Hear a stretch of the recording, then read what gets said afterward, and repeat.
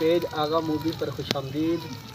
नाज़रीन, आज बहुत अरसे के बाद मुनीबुर रहमान की फरमाइश पर उनके पेज के लिए हम एक बहुत खूबसूरत कुकिंग शो लेकर आए हैं, जिसमें आज हम अपनी छत पे बैठे हुए थे। मौसम बड़ा खूबसूरत था, खुशगवार था, तो आज हम बना रहे हैं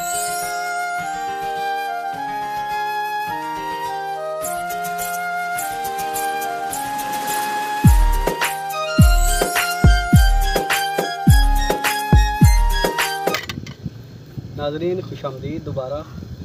अब हमारी कढ़ाई दम पर लग चुकी है। हमने इसमें मसाला जार डाल दिए थे सारे, और उसके बाद हमने इसको सिर्फ 5 मिनट का दम लगाया था कि हमारे जो मसाले में टमाटर प्याज वगैरह वो अच्छे से मिक्स हो जाए। और